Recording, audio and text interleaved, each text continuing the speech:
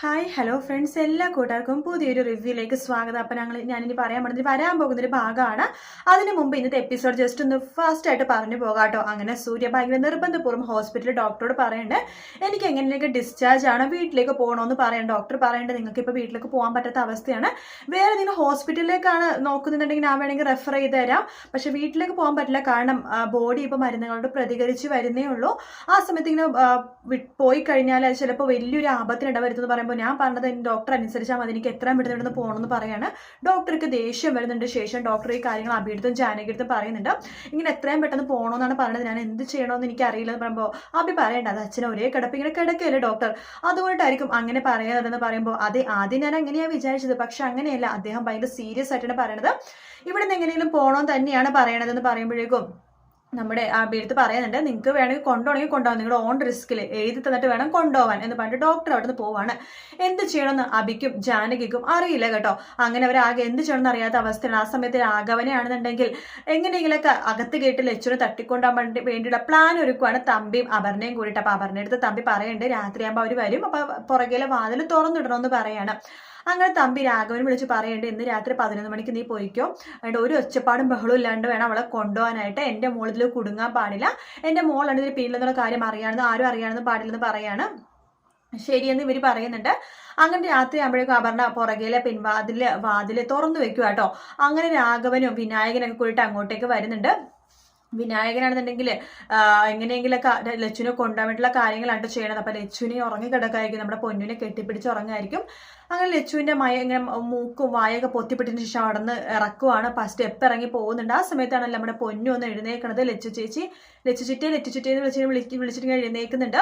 ശേഷം ഇങ്ങനെ നോക്കുമ്പോഴേക്കും അവിടെ നിന്ന് ലച്ചുവിനെ കാണുന്നില്ല. ചിറ്റേ എന്ന് പറഞ്ഞിട്ട് ഇങ്ങനെ വിളിച്ചിട്ട് അങ്ങോട്ട് താഴത്തേക്ക് പോകുമ്പോൾ ആ കാഴ്ച പൊന്നു കാണുന്നത് ലച്ചുവിനെ പിടിച്ചുകൊണ്ട് പോവാണ്.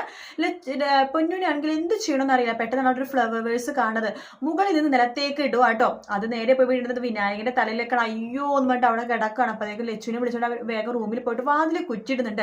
ഇതൊക്കെ കണ്ടിട്ട് അപർണ അവിടെ ഒളിഞ്ഞു നോക്കി കാണുക കേട്ടോ. അപർണ മനസ്സ് വിചാരിക്കണം, ഇവള് ആ ജാനകിയുടെ മോള് തന്നെ, അവളെപ്പോൾ തന്നെ സൂക്ഷ്മദർശിനിയ, കാന ബുദ്ധിയ വിത്തിന എന്നൊക്കെ പറഞ്ഞിട്ടാ നമ്മുടെ അപർണയാണെങ്കിൽ ആകെ പരിപാടിയൊക്കെ കുളമായാലോ എന്ന രീതിയിൽ അവിടെ അങ്ങനെ നിൽക്കുവാണ്. അവർക്കാണെങ്കിൽ എന്ത് ചെയ്യണമെന്ന് അറിയില്ല. അപ്പൊ ഇന്നത്തെ എപ്പിസോഡിൽ ഈ ഭാഗങ്ങൾ മാത്രമേ ഉണ്ടായുള്ളൂ. അപ്പൊ ഞാൻ ഇനി പറയാൻ പോണത് നാളത്തെയും അതുപോലെ തന്നെ ഇനി വരാൻ പോകുന്ന ഒരു എപ്പിസോഡിന്റെ ഭാഗം കൂടിയാണ്.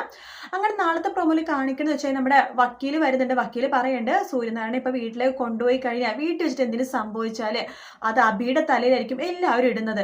കാരണം സൂര്യനാരായണ പറഞ്ഞിട്ടാണെങ്കിൽ കൊണ്ടുവന്നത് ആരും പറയത്തുമില്ല, അനുസരിക്കത്തുമില്ല. അത് അബി കൊണ്ടുവന്നു, അബി കാരണമാണ് സൂര്യനാരായണ എന്തെങ്കിലും അപകടം പറ്റിക്കുന്ന അബിയാണ് കൊന്നത് എന്ന രീതിയിൽ വരെ സംഭവങ്ങൾ എത്തിക്കുമെന്ന് പറയുമ്പോൾ ജാനകി പറഞ്ഞിട്ട്, അത് ശരിയാണ് അഭിയേട്ടൻ ഇതിനെന്തായാലും സപ്പോർട്ട് ചെയ്യേണ്ട, വീട്ടിൽ പോയിട്ട് എന്തെങ്കിലുമൊക്കെ സംഭവിച്ചു കഴിഞ്ഞാൽ നമ്മളെ ആയിരിക്കും കുറ്റം പറയണത്, അന്ന് തിരിഞ്ഞു നോക്കാത്ത അവരെല്ലാവരും നമ്മളെ തന്നെ കുറ്റം പറയും, അപ്പൊ അതുകൊണ്ട് കൊണ്ടുപോകണ്ടെന്ന് തന്നെയാണ് ജാനകിയും പറഞ്ഞത്. പക്ഷെ സൂര്യനാണെങ്കിൽ ഭയങ്കരമായിട്ട് പറഞ്ഞുകൊണ്ടിരിക്കുകയാണ്, എനിക്ക് ഇവിടുന്ന് പോയേ പറ്റൂ, പോയില്ലെങ്കിൽ ഞാൻ മരുന്ന് കഴിക്കില്ല, മെഡിസിൻ കയറ്റാൻ സമ്മതിക്കില്ല, നമ്മുടെ ഭയങ്കര ദുർവാശി പിടിക്കുക കേട്ടോ. അങ്ങനെ എന്തെങ്കിലും ആവട്ടെ വെച്ചാൽ നമ്മുടെ അഭി പറയണ്ടേ, എന്തെങ്കിലും ആവട്ടെ ഞാൻ നോക്കിക്കോളാം, അച്ഛനൊന്നും സംഭവിക്കില്ല, ഞാനല്ലേ പറയണത്. അങ്ങനെ അബിയുടെ ഓൺ റിസ്കിൽ എഴുതി കൊടുക്കുകയാണ് ഹോസ്പിറ്റലിൽ, ഇവിടുന്ന് കൊണ്ടുപോവാണ് വീട്ടിലേക്ക്. എന്ത് പ്രശ്നം ഉണ്ടായാലും അതിന് ഫുൾ ചുമതല എനിക്കായിരിക്കും എന്ന രീതിയിൽ ഹോസ്പിറ്റലിൽ എഴുതി കൊടുത്തതിന് ശേഷം അവിടെ നിന്ന് സൂര്യനെ കൊണ്ടുപോകാൻ വേണ്ടി പോകുക കേട്ടോ.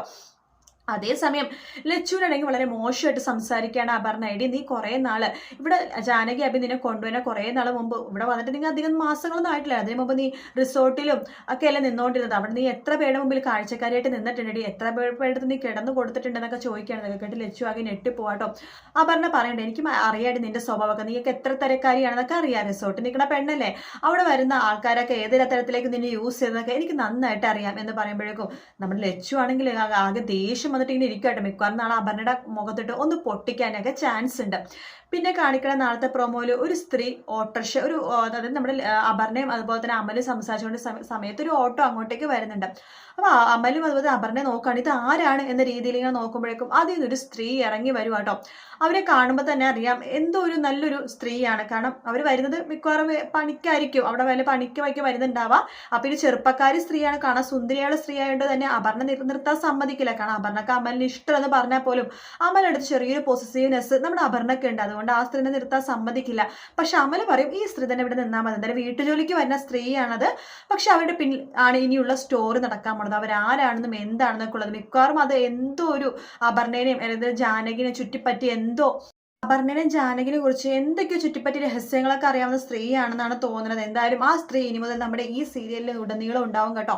അപ്പൊ നമ്മുടെ ജാനകിയുടെ അമ്മ വരുമെന്നൊക്കെ നമ്മുടെ അബി കഴിഞ്ഞ മുമ്പത്തെ പ്രാവശ്യം പ്രോമോയിൽ പറഞ്ഞിരുന്നു, നിന്റെ അമ്മ അച്ഛനും ഉടനെ വരും, അതിന് കാലതാമസമൊന്നും ഇല്ലെന്ന്. ആ സമയത്താണ് ഈ സ്ത്രീ ഇന്നത്തെ പ്രോമോയിൽ വന്നിരിക്കുന്നത്. അപ്പൊ ഒത്തിരി പേരുടെ സംശയം ഇനി ഈ സ്ത്രീയാണോ നമ്മുടെ ജാനകിയുടെ അമ്മ എന്നുള്ളതാണ് സംശയം. അങ്ങനത്തെ ഒരു സംശയം എനിക്കും ഇല്ലായകയില്ല. പക്ഷെ ഇത്ര ചെറുപ്പക്കാരിയായിട്ടുള്ളൊരു സ്ത്രീ ജാനകിയുടെ അമ്മയാവാൻ ചാൻസ് ഉണ്ടോ? അങ്ങനെ ഉണ്ടാവില്ലെന്നാണ് എനിക്ക് തോന്നുന്നത്. ചിലപ്പോൾ ജാനകിയുടെ സംഭവങ്ങളൊക്കെ അറിയാം, ചിലപ്പോൾ ജാനകിയുടെ അമ്മയുടെ അനിയത്തിയോ അങ്ങനെ ആരെങ്കിലുമൊക്കെ ആവാനേ ചാൻസ് ഉള്ളൂ. എന്തായാലും ജാനകിയായിട്ട് നല്ല ബന്ധമുള്ളൊരു സ്ത്രീ തന്നെയായിട്ട് വന്നിരിക്കുന്നത്. അപ്പൊ ഇന്നത്തെ പ്രൊമോയിലാണ് ആ സ്ത്രീനെ കാണിക്കേണ്ടത്. അത് മാത്രമല്ല, ജാനകിയുടെ അമ്മയും അതുപോലെ തന്നെ അച്ഛനും കൂടി വരുന്ന ഭാഗം അടുത്ത ആഴ്ച ഉണ്ടാവുമെന്നാണ് കേട്ടോ അറിയാൻ കഴിഞ്ഞത്. ഈ ആഴ്ച ഫുള്ളും ഈ ലച്ചുവിന് ഇങ്ങനെ അപർണ പുറത്താക്കാൻ നിൽക്കുന്നതും അതുപോലെ തന്നെ അപ്പോഴാണ് ഈ സുന്ദരിയായിട്ടുള്ള സ്ത്രീ തന്നെ വേലക്ക് വരുന്നതും. അതാകുമ്പോൾ അപർണക്ക് ഒന്നുകൂടി ദേഷ്യം വരുവാണ്. ഈ അപർണ എന്തൊക്കെ ഇങ്ങനെ ദേഷ്യം കാണിച്ചാലും എന്തൊക്കെ ഈ ജാനകിനെയും അബീനെയും ആ വീട്ടിലൊരു ബുദ്ധിമുട്ടിക്കാൻ ശ്രമിച്ചാലും അപർണയ്ക്ക് എവിടെയൊക്കെ ഒരു കോണിൽ അമലിനോട് ഇഷ്ടമുണ്ട് കേട്ടോ. അത് നമുക്ക് മനസ്സിലാവില്ല. എപ്പോഴും അമലിനോട് ദേഷ്യം പിടിക്കുമെന്നുണ്ടെങ്കിലും എവിടെയൊക്കെ ഇപ്പൊ കണ്ടില്ലേ, ഇപ്പൊ ആരെങ്കിലൊക്കെ അമലിനോട് സംസാരിച്ചു അല്ലെങ്കിൽ അമ്മലെ ആരുടെയും കൂടെ പോകുമെന്നോ എന്നൊക്കെ ഒരു ടെൻഷൻ ഉണ്ട്. പക്ഷെ ആ ഒരു ടെൻഷൻ വേറൊരാളുടെ കാര്യത്തിലും ഇല്ല. അപ്പൊ അതിനർത്ഥം അമലിനോട് ചെറിയൊരു ഇഷ്ടം ഉണ്ടെന്നാണല്ലോ. ഇന്നല്ലെങ്കിൽ നാളെ അമലിനെ മനസ്സിലാക്കി അപർണ ആ രീതിയിൽ കഴിയും. പക്ഷെ അതിനു മുമ്പ് അപർണ അറിയേണ്ട ഒരു സത്യമുണ്ട്. താൻ ഏറ്റവും കൂടുതൽ വെറുക്കുന്ന ജാനകി തന്റെ സ്വന്തം ചേച്ചിയാണുള്ള സത്യം. ആ സത്യം നമ്മുടെ അപർണ എപ്പോൾ അറിയണം, അപ്പോഴേ അപർണയുടെ മനസ്സ് ചെറിയ രീതിയിലെങ്കിലും മാറുള്ളൂ. അല്ലെങ്കിൽ എപ്പോഴും ഇങ്ങനെ തന്നെ ഇരിക്കും. എന്നാൽ ആ ഒരു ഭാഗം നമുക്ക് ഉടനെ കാണാൻ സാധിക്കുമെന്നാണ് പ്രതീക്ഷിക്കുന്നത്. ഇതിന്റെ റീമേക്ക് സീരിയൽ ഒരു 10-20 വർഷം, അതായത് ഇതിൽ തമിഴിലും അതുപോലെ തന്നെ തെലുങ്കിലൊക്കെ നടന്നുകൊണ്ടിരിക്കുകയാണ്. പക്ഷെ അതൊക്കെ തമ്മിൽ 2 മാസത്തിൻ്റെയൊക്കെ വ്യത്യാസമല്ലേ ഉള്ളൂ. തമിഴൊന്നും തമ്മിൽ ഒട്ടും കമ്പയർ ചെയ്യാൻ പറ്റില്ല. കാരണം അതിൽ ഇങ്ങനെയൊന്നും അല്ല. ഈ മുത്തശ്ശിയൊക്കെ ഭയങ്കര പഞ്ചപാവണ ഒരു കോമഡിയാണ്. മാത്രമല്ല അവിടെ അബി എന്ന് വെച്ചാൽ അബിക്ക് വേറൊരു അവിഹിത ബന്ധമുണ്ട്. ഞാൻ പറഞ്ഞില്ല, അവരുടെ ഞാൻ 2-3 പ്രാവശ്യം റിവ്യൂ ഇട്ടതുകൊണ്ടാണ് അതിന്റെ റിവ്യൂ ഇപ്പോൾ ഇടാത്ത കേട്ടോ. നല്ല സീൻ വരുമ്പോൾ ഞാൻ റിവ്യൂ ഇടാം. നിരഞ്ജനയുടെ പ്രശ്നം അതുപോലെ തന്നെ ഈ അബിയുടെ വേറൊരു അവിഹിത ബന്ധം, പൊന്നു ദത്തെടുത്തതാണെന്നോ എല്ലാ കാര്യങ്ങളും ഞാൻ ഓൾറെഡി റിവ്യൂ ഇട്ടിട്ടുണ്ട്. അപ്പോൾ തമിഴിന് പുതിയ എപ്പിസോഡ് വരുമ്പോഴേ ഇനി അതിന്റെ റിവ്യൂ ഇടുള്ളൂ. അപ്പോൾ ഇതിന്റെ ഹിന്ദി എന്ന് പറഞ്ഞാൽ 20 വർഷം മുമ്പ് ഇറങ്ങിയ ഒരു സീരിയലാണ്. അപ്പൊ അതിന്റെ ഭാഗമാണ് ഇപ്പൊ കണ്ടുകൊണ്ടിരിക്കുന്നത്. അപ്പൊ അതിലെന്ന് വെച്ച് കഴിഞ്ഞാല് നമ്മുടെ ഏറ്റവും ഭയങ്കര നല്ല ഭാഗങ്ങളൊക്കെ വരാനുള്ള ചാൻസ് ഉണ്ട്. പക്ഷെ മലയാളത്തിൽ ചെറിയൊരു വ്യത്യാസം ഇപ്പൊ വരുത്തുന്നുണ്ട് കേട്ടോ. അപ്പൊ അതുകൊണ്ട് നമുക്ക് ഇനി അപ്കമിങ് ആയിട്ട് പറയാൻ പോകുന്ന റിവ്യൂസ് എത്രമാത്രം ശരിയാവോന്ന് അറിയില്ല. ഇതിങ്ങനെ വരും അതങ്ങനെ വരും എന്നൊക്കെ നമ്മൾ പറയാനേ പറ്റുള്ളൂ. അത് എത്രമാത്രം മലയാളത്തിലേക്ക് വരുമെന്ന് പറയാൻ പറ്റില്ല. ഇപ്പൊ തമിഴ് കണ്ടില്ലേ, ആദ്യമൊക്കെ തമിഴ് പോലെ തന്നെയാണ് പോയിക്കൊണ്ടിരുന്നത്. പെട്ടെന്നല്ല 2 കഥയാക്കി തീർത്തത്. അപ്പൊ അതുകൊണ്ട് നമുക്ക് കാത്തിരുന്ന് കാണാം എന്തായാലും ഈ സ്ത്രീ എന്താണെന്നോ ആരാണെന്നുള്ള ഭാഗങ്ങളൊക്കെ നാളത്തെ എപ്പിസോഡിൽ അറിയാൻ പറ്റുള്ളൂ. അതുപോലെ തന്നെ നിങ്ങൾക്ക് ഈ സീരിയലിന്റെ റിവ്യൂ ഇഷ്ടപ്പെടുകയാണെങ്കിൽ ലൈക്ക് ചെയ്യാനും സബ്സ്ക്രൈബ് ചെയ്യാനും കമന്റ് ചെയ്യാനും മറക്കരുത് കേട്ടോ. അതുപോലെ തന്നെ ഇതിന്റെ റിവ്യൂ ഇനി എന്താണ് അപ്കമിംഗ് ആയിട്ട് അറിയേണ്ടതെന്നുള്ള താഴെ കമന്റ് ഇടാണെങ്കിൽ അത് മാത്രം കണ്ടിട്ടിട്ടാൽ മതിയല്ലോ. ഒരുപാട് കാര്യങ്ങൾ പറയുമ്പോഴേക്കും ചിലപ്പോൾ ഇതുപോലെയല്ല നടന്നെങ്കിൽ എന്തിനാണ് ഇങ്ങനത്തെ നമ്മൾ നടക്കാത്ത കാര്യം പറയണത്. അപ്പോൾ ആ ഒരു ഭാഗം നിങ്ങൾക്ക് ഇഷ്ടപ്പെട്ട ഭാഗം എന്തിനുണ്ടെങ്കിൽ അതിന്റെ മാത്രം റിവ്യൂ ഇടാം. മറ്റുള്ളവർക്ക് കേൾക്കാൻ ഒരു ഹെൽപ്ഫുൾ ആവുമല്ലോ. നമ്മളിപ്പോൾ എപ്പോഴും എപ്പിസോഡ് ഇങ്ങനെ വരാൻ പോകുന്ന ഭാഗങ്ങളെല്ലാം ഇങ്ങനെ പറഞ്ഞുകൊണ്ടിരിക്കുമ്പോഴേക്കും ചിലപ്പോൾ അതുപോലെ ഇതിൽ വന്നില്ലെങ്കിലും അപ്പോൾ അതുകൊണ്ടിട്ടാണ് ആ ഒരു പെർട്ടിക്കുലർ ഭാഗം നിങ്ങൾക്ക് ഇഷ്ടമാണെന്നുണ്ടെങ്കിൽ അതായത് ഹിന്ദി കണ്ടവർ കേട്ടോ, ഇതിന്റെ ഒറിജിനൽ വേർഷൻ കണ്ടവരുടെ കാര്യം കേട്ടോ. അപ്പൊ ഒറിജിനൽ വേർഷൻ കണ്ട ആരെങ്കിലും അതിന്റെ ഹിന്ദിയിലെ ഏതെങ്കിലും നിങ്ങൾക്ക് പോർഷൻ ഇഷ്ടമാണെന്നുണ്ടെങ്കിൽ താഴെ കമന്റ് ചെയ്യാൻ മറക്കരുത്. അപ്പൊ ഞാൻ അത് റിവ്യൂ ആയിട്ട് പറയാം. ആ ഒരു ഭാഗം എന്താണെന്നും എങ്ങനെയാണെന്നൊക്കെ റിവ്യൂ ആയിട്ട് പറയാം. അപ്പൊ മറ്റൊരു വീഡിയോ കാണാം friends. Take care, bye bye.